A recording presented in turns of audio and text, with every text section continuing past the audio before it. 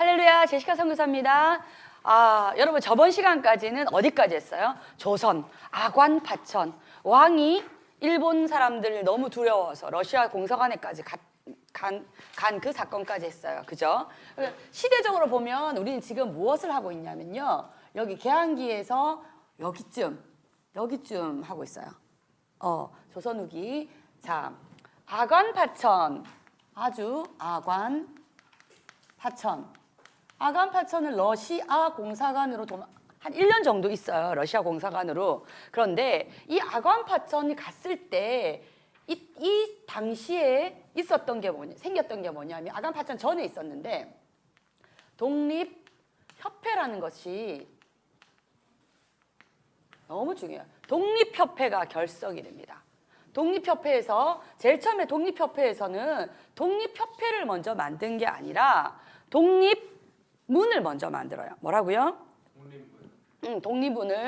독립신문을 먼저 만들고 그 다음에 독립신문을 발간하고 그 다음 독립협회를 만들고 그 다음에 뭐라고? 독립문을 만들었다 생각하면 돼요. 알겠어요? 그래서 독립협회에서 독립신문을 만들었는데 서재필은 필립선가 이름이? 하여튼 서재필은 미국에서 왔어요. 그래서 독립신문은 한글과 플러스 영어로 됐어요. 영문판으로.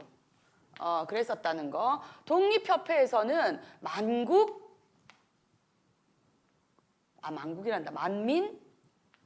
공동회라는 것을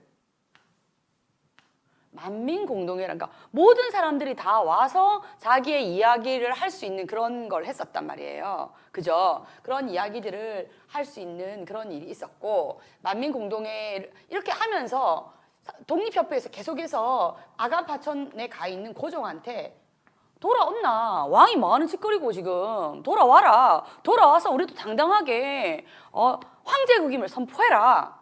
그러니까 그 고종 입장에서는 기분이 좋았겠어, 안 좋았겠어? 좋았죠. 돌아오라는데. 돌아오고 황제가 되라는데. 좀 좋았겠죠. 그래서 이제 그런 일을 하면서 돌아왔어요. 그래서 아간파천에서 돌아온 고종이 대한제국을 선포합니다.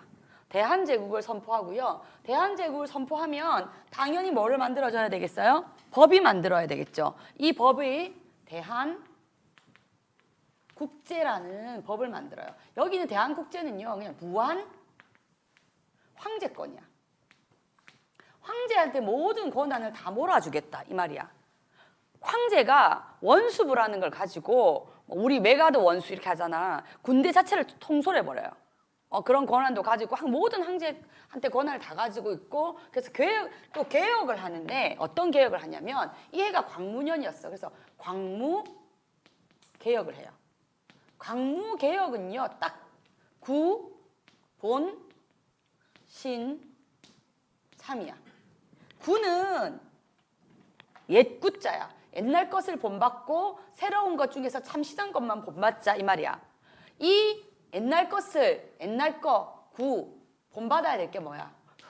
자기 아버지가 했던 흥선 대원군이 했던 그 정책 중에서 한단 말이야. 대표적인 게 뭐냐면 흥선 대원군이 했던 것 중에서 대표적인 게 뭐야? 왕권 강화야. 그래서 무한 황제권이야. 그 다음 뭡니까? 지계를 발급하는 거야. 지계는 뭐 땅짓자야, 땅짓자. 땅의 경계를 그 전까지만 해도 이런 거야. 만약에 하준이네 땅을 알고 싶어. 너 동네가 어느 동네니? 서구 어디? 서구 다 너 그 땅이가. 요렇게 했다고 애들이 서구요 이런 식으로 저기 예전 같으면 감나무골에서 저기 앵도나무 우물까지 우리 땅요 이런 식으로 했단 말이야. 좀 애매하잖아. 그래서 정확하게 경계를 나눴던 게 지계를 발급했다. 이거 정도 기억하시면 돼요. 그리고 참신한 게 뭘까? 참신한 게 상공업을 진흥했어요. 그러니까 상업이나 공업을 발전시키는 대로 그것을 발전시키기 위해서 되게 노력했었단 말이야. 무슨 말인지 알겠죠? 네. 그래서 여기서 만민공동의 이제 관민 똑같은 건데요. 여기까지만 해도 만민공동회까지만 해도 관료가 등장하진 않아요. 관민공동회에는요 정부 관료가 등장해요. 등장하면서 이 관민공동회에서 그 어떤 사람이 그 발표를 해요.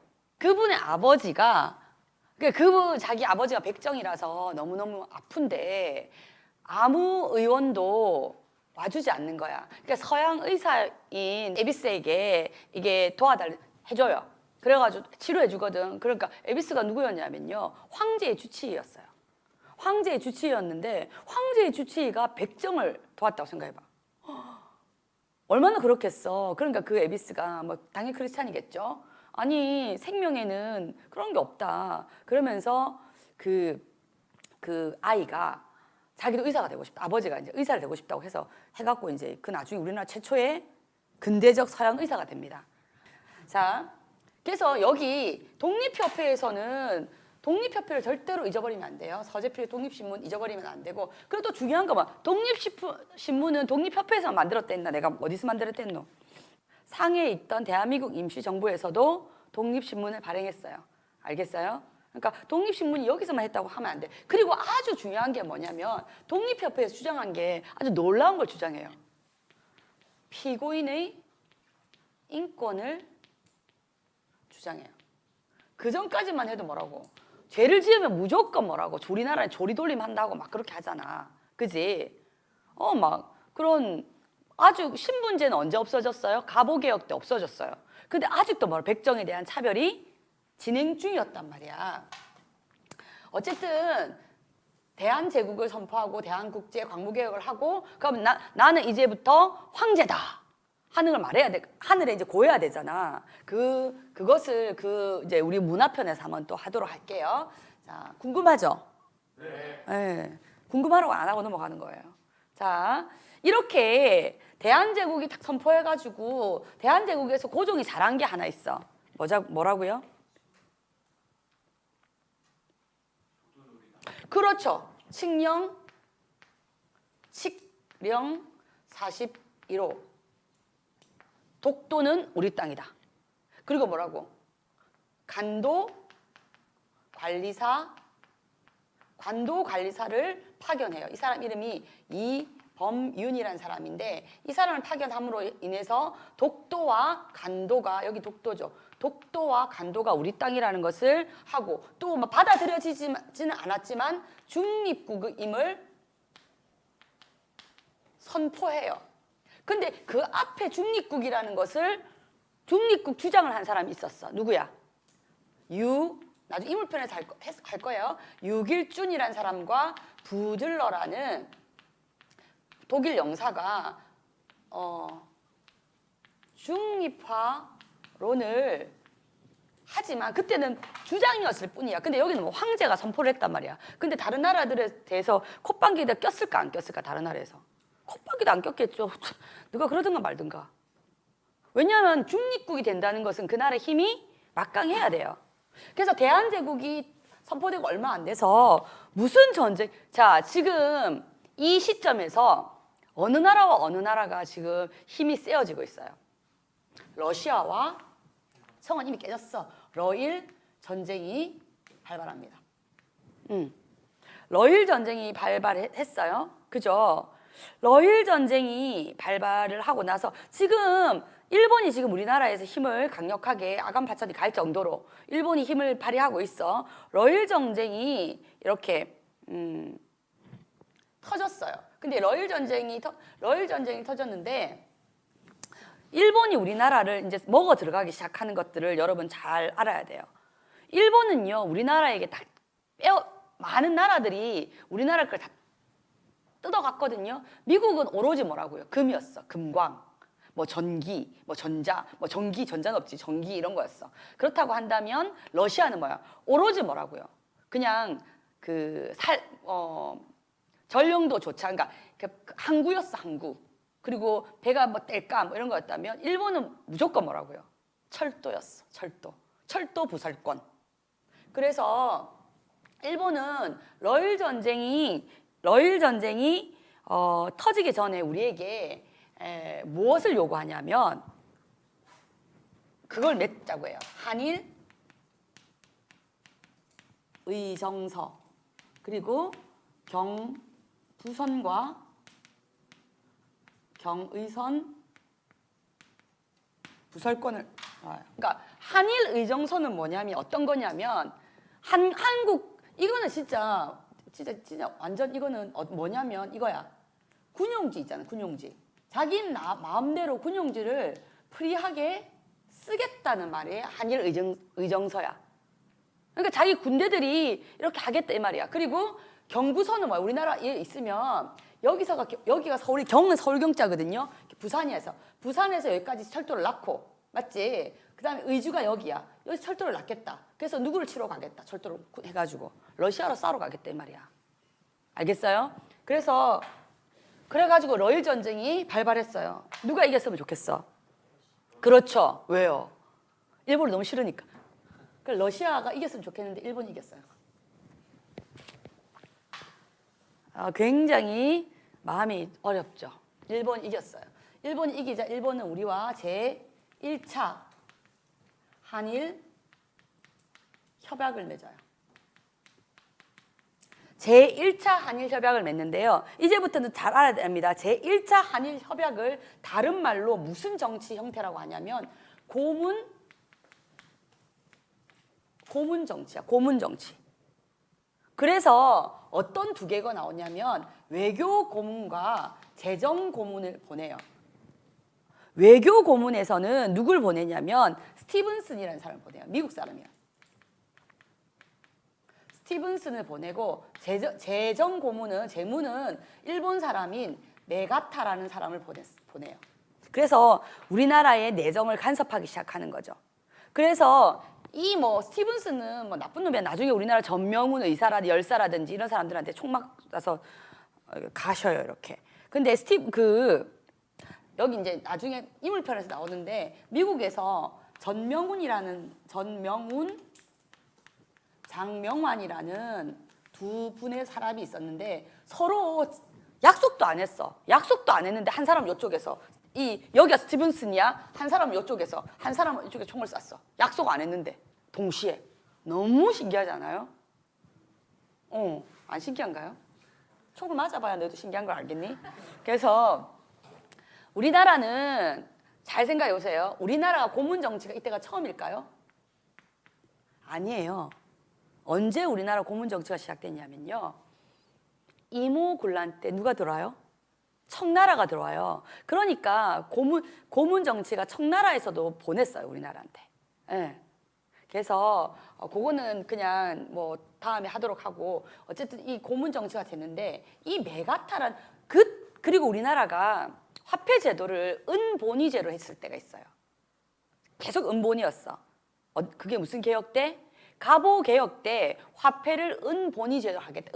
은본위제가 지금 대한민국은 은본위제입니까? 금본위제입니까? 금이야. 뭐냐면 아무 때나 돈을 한국은행에서 마음대로 돈을 찍어낼 수가 없어요. 그럼 안 돼. 큰일 나. 그럼 어떻게? 금의 보유량만큼만 찍어낼 수 있는 거야.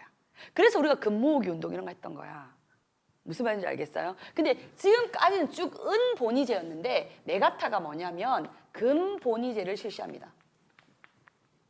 금본위제를 실시하고요. 그리고 화폐 개혁을 실시합니다. 그래서 우리나라에 원래 있었던 화폐가 있었어요. 백동화라는 게 있었는데 그게 이제 쓸모가 있게 돼, 없게 돼? 없게 돼 버려요. 그래서 이거 미스터 션샤인에 보면 이 부분에서 나오고 이러거든요. 그래서 내가 드라마를 선전하는 건 아닌데 한번 보는 것도 좋은 것 같아요. 그리고 제1차가 있으면 몇 차가 있어야 되겠어? 지금 여기서부터 시작해서는요. 일본이 우리를 야금야금 먹어가는 과정이야. 여기는 뭐라고? 제2차 한일 협약이야. 여기서부터 굴욕적이야. 우리가 제2차 한일 협약을 우리는 뭐라고 하냐면 을사늑약이라고 해요. 을사조약이라고 하는데 조약은 아니에요. 왜요? 조약이 아닌 이유가 뭡니까? 왕이 도장을 안 찍었어요. 이완용과 그 을사오적들이 찍은 거예요. 그래서 늑탈당했다 해서 을사늑약이라고 표현합니다. 그런데 여러분 잘 생각해봐라. 어떤 한 나라를 집어삼키려고 할 때 주변에 있는 나라들이 가만히 있겠어? 절대로 가만히 안 있어요. 일본이 요동에 깃발을 꽂았을 때 맞잖아. 청일전쟁에서 러프독이 간섭했어. 삼국 간섭했어. 그럼 간섭해야 마땅하잖아. 근데 일본이 한번 당했잖아. 맞지? 그러니까 일본이 미리 밑밥을 깔아버려요. 미국과는 그러니까 이때 힘이 있는 게 미국인데 미국, 영국, 러시아 이 세 나라하고 비밀리에 조약을 맺어요.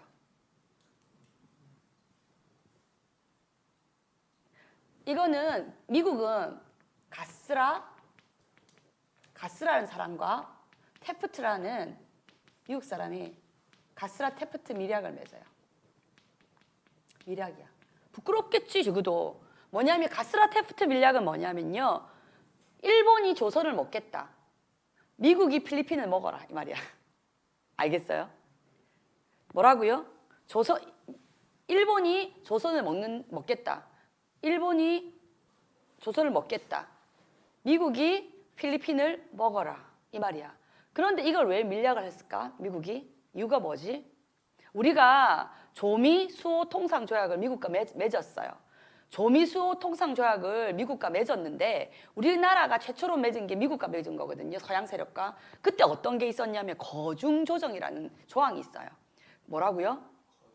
이 거중조정이 뭐냐면 조선이 어려운 일을 당하면 미국이 도와주겠다는 거야. 그래서 관세 협약도 맺어요.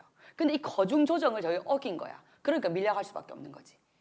저거 치사 빤춘 거 거짓말했다는 거 알잖아. 그 다음 영국과는 원래 일본이 친했어요. 그래서 영국과는 제2차 영일 동맹을 맺어서 더욱더 강화해 가는 거죠. 그리고 러시아는 이미 졌어. 누구한테? 그러니까 당연히 뭐 내주겠는 거죠. 그걸 뭐라고 하냐면 포츠머스 조약이라고 해요. 이런 세 개의 어쨌든 간에 뭐라고? 이런 밀약을 딱 맺어놨고 제2차 한일협약을 맺는 거야. 그 제2차 한일협약 이 을사늑약의 정치 형태가 여기는 고문 정치였잖아. 맞죠? 정치 형태가 뭐냐면요. 여기는 통감 정치였어요. 일본에서 통감을 보낸단 말이야. 제1대 통감이 누구야? 이토 히로부미야. 안 죽은 의사께서. 그리고 이 을사늑약을 통해서 아주 우리는 수치스러운 일을 당합니다. 뭐야? 외교권이 박탈당해요. 그게 뭐야? 그럼 내가 어떤 나라와 조약을 맺고 싶어. 맺을 수 있어, 없어? 없어요. 그러니까 우리나라 그 을사늑약 했을 때 우리나라의 반응이 어떻겠어? 아이고 좋다, 꽃이다 이렇게 했겠어? 시장 철시하고 학생들 학교 안 가고 의병 일어나고 을사년에 일어나서 을사의병이겠지. 맞지? 지금까지는 의병들이 뭐라고? 을미사변 때도 의병이 일어났거든요. 그때는 양반들이 주도했어. 이때 을사의병은요 최초로 뭐야? 평민의병장이 나와. 평민의병장. 이름도 평민스러워. 신씨고요. 이름은 돌석이에요. 신돌석이라는 그때부터 평민의병장들이 계속 나와요. 그리고 내가 이 수치를 감당할 수 없다. 그래서 민영환 같은 그런 분들은 자결해버려요. 그리고 을사오적을 죽이자. 뭐 그런 단체도 막 결성되고. 그리고 고종은 가만히 있었을까? 아니요. 고종이 뭐였냐면 헤이그 특사를 파견해요. 이 파견한 세 사람이 이준, 이상설, 이위종 이 세 분이에요. 이상설 이분을 좀 잘 알고 있어야 되고 어쨌든 그런데 봐봐. 이미 뭐라 외교권을 박탈했어. 그런데 특사가 외교 가는데 파견할 수 있어 없어? 법을 어겼다는 거예요, 고종이. 그래서 이 헤이그 특사 사건으로 인해서 고종은 강제 퇴위당합니다. 고종 강제 퇴위를 당해요. 그럼 고종이 강제 퇴위를 당하면 가만히 있었겠니? 이것에 대해서 결렬하게 반대 운동이 일어나요. 이 반대 운동을 하면 한 단체가 뭐냐면 대한자강회라는 곳에서 고종의 퇴위를 반대했단 말이지. 뭐 어쨌든 아무것도 안 됐어요. 그 다음에 제2차 있어. 그 다음에 뭐야? 제3차가 있어야 되잖아. 맞지? 네.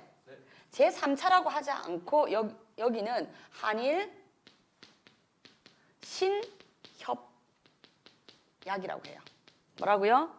한일 신협약이라고 하고 이걸 다른 말로 뭐라고 하냐면 정민연이 일어났다고 해서 정미칠조약이라고 해요. 여기는 을사늑약이 일단 5명이야. 을사오적이야. 여긴 7명이야. 7적이야.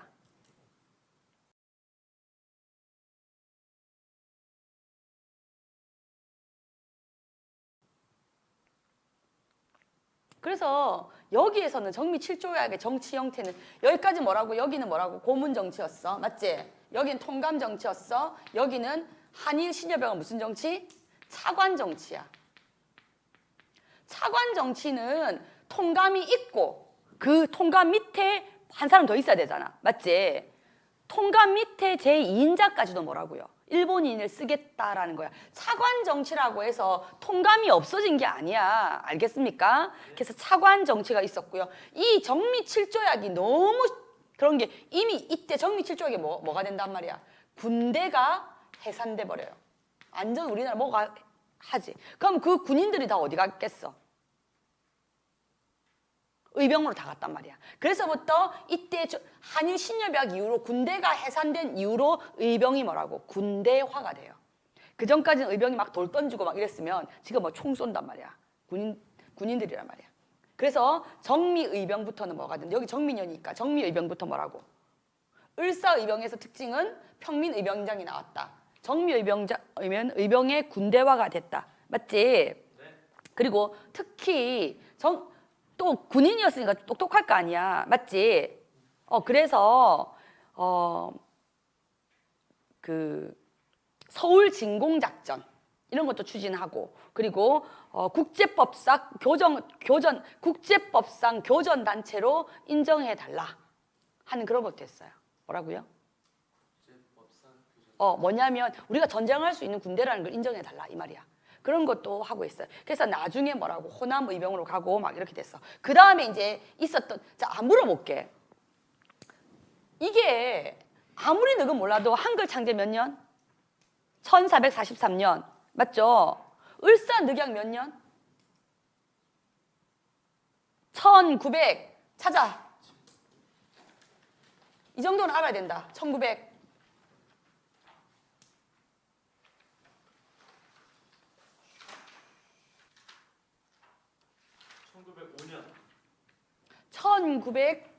1905년 을사늑약 맞죠? 네.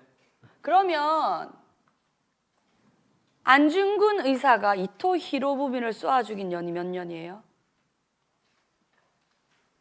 하얼빈역에서 여러분 우리나라가 한일 합병이 돼요. 병탄되는 거지. 저그 마음대로 1910년 몇 월 며칠이야? 야 1945년 8월 15일만 알 게 아니야. 광복된 날만 알 게 아니야. 우리나라가 일본에 먹힌 날도 알아야지. 8월 22일. 8월 22일. 8월 15일은 뭐라고요? 광복이에요. 822. 8이 떨어져 나가고 이가 갈린다 이 뜻이야. 8월 22일. 그리고 이토 히로부미를 쏴 죽인 연도는 뭐야? 1909년이야. 한번 찾아보세요. 안중근 의사 1909년 1909년 10월 26일 안중근 의사가 이토 히로부미를 쏴 죽인. 근데 안중근 의사는 언제 서거요? 저거요?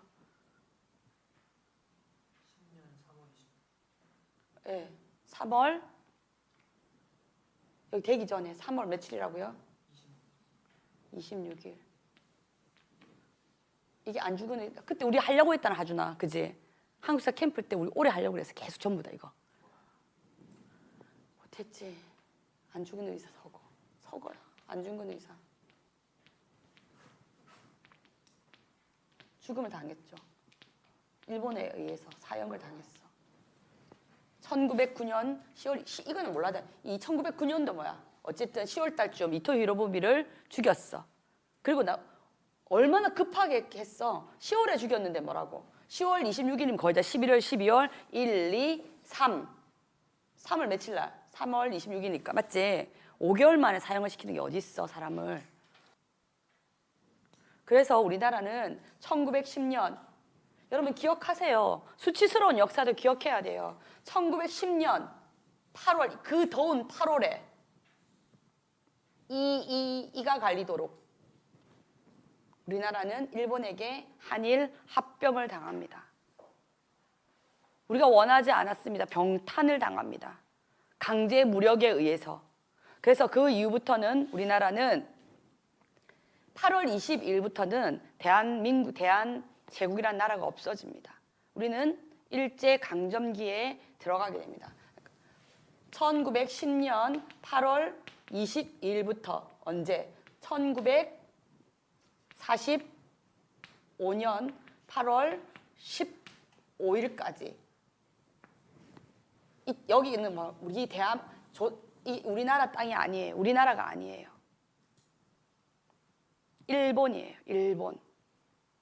우리가 애국자라고 하는 김원봉, 윤봉길, 김구, 유관순 모든 사람들은 뭐라 해요? 그때 당시의 법으로서는 범법자들이었어요. 왜? 그 당시 일본법이었으니까요. 그렇지만 범법자입니까? 아닙니다. 윤봉길 의사고요. 안중근 의사고 유관순 열사예요. 의사와 열사의 차이점을 알죠? 의사는 무력 항쟁을 한 사람을 의사라고 합니다. 열사는 뭐냐면 무력 항쟁 없이 한 사람을 열사라고 합니다. 윤봉길 의사는요. 일본 말하자면 일본이 쓰레기를 버리는 곳 있잖아. 일본 사람들이 쓰레기를 버리는 그 장소, 쓰레기를 버리는 그 곳에 들어간 입구 있잖아. 입구. 거기다가 묻어놨어. 왜? 쓰레기를 버리고 쓰레기만도 못하다는 거야. 쓰레기를 버리고 가는 거기에 사람들이 다니면서 밟으라는 거야. 왜 쓰레기 있는 곳에 안 해? 그거는 묻히면 못 밟잖아. 그 앞에 사무소는 뭐 계속 없어지지 않고 할 거니까. 그렇게 악랄했어요. 여러분 절대 잊어버리시면 안 돼요. 뭐 내가 국뽕인 줄 알아요? 그런 게 아닙니다. 역사를 알면 알수록. 용서는 해야죠. 하지만 절대로 여러분 잊어서는 안 됩니다. 잊어서는 안 되는 수치스러운 역사입니다. 하지만 수치스럽게 이완용을 비롯하여 을사오적, 정미 칠적들이 나라를 팔아먹었습니다. 갈기갈기 찢어서 절대 팔아서는 안 될 것을 자신의 욕망을 위하여 팔았습니다. 나라를 팔았습니다. 그래서 1910년 8월 22일부터 1945년 8월 15일까지 이 한반도에 대한민국의 이 한반도에 한민족의 법이 통하지 않습니다. 우리 모든 애국지사들은 일본의 법으로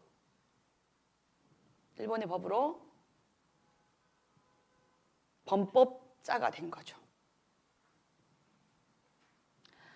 유관순 열사 같은 경우에도 소년원 같은 데 갇혀야 되는 거야. 맞지? 어리니까. 근데 그 고문을 해서 한 거라는 영화를 봤나요, 여러분? 네. 보지 않았다면 꼭 보시기를 바랍니다. 역사를 바로 알아야 합니다. 역사를 바로 알고 그럼에도 불구하고 지금까지 이 처참하고 비참한 환경 가운데서도 대한민국을 다시 6.25 때 하겠지만 그땐 석기 시대로 돌아갔다고 할 만큼 남은 것이 하나도 없는 시대였습니다. 그럼에도 불구하고 대한민국을 지금까지 보존하셨던 것은 하나님께서 창세 전부터 우리나라를 통해서 일으킬 하나님의 부흥의 역사가 있기 때문임을 믿습니다. 여러분, 오늘 역사 편에서는 결국은 우리나라가 일본에게 먹히는 것을 보았습니다. 여러분, 많은 것들을 정확한 눈으로, 정확한 시야로 볼 수 있기를 소망합니다. 여기까지 하겠습니다.